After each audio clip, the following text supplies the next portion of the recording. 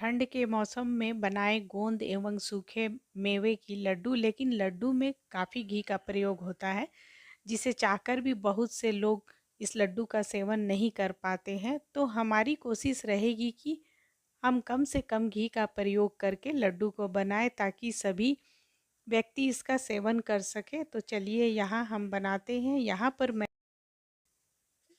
मोटे तले की आप कढ़ाई लें और उसमें यहाँ 2 टेबल स्पून हमने घी डाला है और करीब 50 ग्राम हमने गोंद को डाला है और इसे हमें स्लो फ्लेम पर भूनना है। इससे क्या होगा कि आपकी गोंद काफ़ी अच्छी तरह से भुनेगी।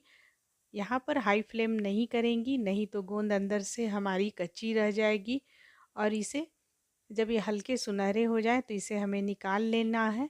अब इसी तेल में हम 50 ग्राम काजू, 50 ग्राम बादाम और 50 ग्राम पम्पकिन सीड्स को डालकर हमें इसे भी हल्का गोल्डन ब्राउन भून लेना है। अब यहाँ देखिए इस पैन में हमारी थोड़ी तेल है, घी है सॉरी। तो इस यहाँ मैं 50 ग्राम मखाने को डालकर इसे भी हल्का सुनहरा होने तक हमें भून लेनी है। और जब ये हमारी ठंडी हो जाए भुनी हुई तो इसे हमें दरदरा कूट लेना है।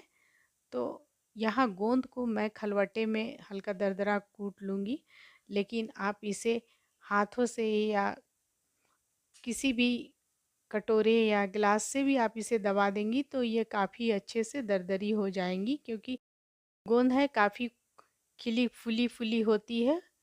अब यहाँ पर मैं ड्राई फ्रूट्स को भी डालकर इसे भी दरदरा पीस लूँगी। अगर आप इसे मिक्सी में पीस रही हैं तो ये पल्स मोड पर आप इसे पीस लेंगी। अब यहाँ मैं मखाने को मिक्सी में पीस लूँगी, थोड़ा इसका पाउडर बना लूँगी, वो खलवटे में अच्छे से नहीं पीस पाएंगे। तो यहाँ मैं इसे मिक्सी में पीस लूँगी। अब यहाँ मैं थोड़ा सा घी ऐड करूँगी और मैंने नारियल, सूखी नारियल को पहले से घिस के रखा है और इसे मैं हल्का गोल्डन भूनूंगी। जब ये हल्का गोल्डन भून जाए तो यहाँ मैं 50 ग्राम किशमिश को डालकर भून लूँगी। तो ये हल्की सुनहरी हो जाए तो हमें स्टोव को ऑफ कर देनी है। तो यहाँ टोटल हमारी करीब 250 ग्राम ये आइटम हो गई। तो अब यहाँ मैं 200 ग्राम आटे लूँगी, उसमें घी का बिल्कुल हमें अभी डालना नहीं है और इसे हल्के आंच पर आपको लगातार चलाते रहना है और इसे भी हल्की सुनहरी गोल्डन कलर में भूननी है हमें। अब यहाँ मैं 2 चम्मच सौंठ की पाउडर को मिला दी हूँ। इसे आटे में अच्छी तरह से मिला ले, चलाते हुए सुनहरे कलर का भून लेना है। जब और यहाँ मैं अब स्टोव को बंद कर दूंगी और बंद करने के बाद इसमें मैं 2 टेबल स्पून घी का मिलाऊंगी और इसे हमें घी और आटे को आपस में काफ़ी अच्छी तरह से मिक्स कर लेनी है। बिल्कुल मिक्स कर ले अच्छे से, ताकि अब यहाँ ये आटे हमारे बिल्कुल अच्छी तरह से मिक्स हो गए हैं। अगर आपको लगे कि थोड़ी घी कम है तो थोड़ा और भी मिला सकती हैं। अब इसे आप एक बाउल बड़े से या किसी भगोना में अच्छे से फैले हुए बर्तन में आप इसे डाल लेंगी। और यहाँ मैंने पिसी हुई मखाने, गोंद और भुनी हुई नारियल जो मैंने भून रखा था और ड्राई फ्रूट्स को मिला दूंगी और इन सभी को अच्छे हल्के हल्के हाथों से सारे को मिक्स कर लेनी है, ताकि घी और सभी चीज़ एक दूसरे में काफ़ी अच्छी तरह से मिक्स हो जाए। तो यहाँ इस तरह से हाथों से मसलते हुए हमें मिला लेनी है। यहाँ मैं 2 टेबल स्पून तिल को भून लूँगी, हल्का गोल्डन ब्राउन इसे भून लेना है, बस 2 टेबल स्पून ही लेनी है।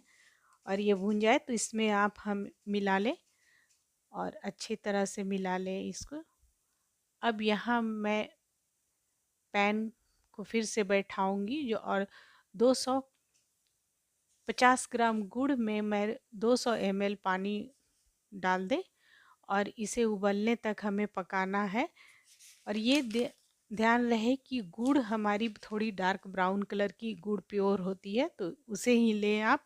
और यहाँ मैंने भूरा गुड़ का प्रयोग किया है। जब गुड़ हमारी हल्की चिपचिपी हो जाए, चिपचिपी होनी चाहिए, यहाँ हमें तार नहीं बनानी है, तो फिर हमें स्विच को, स्टोव को ऑफ कर देनी है और उससे थोड़े थोड़े गुड़ को निकाल कर हमें मिलानी है। और क्योंकि ये हमारी गुड़ अभी गर्म है, तो इसे थोड़े हाथ से ना टच करेंगी, थोड़े थोड़े डालते हुए चम्मच से हमें मिलाना।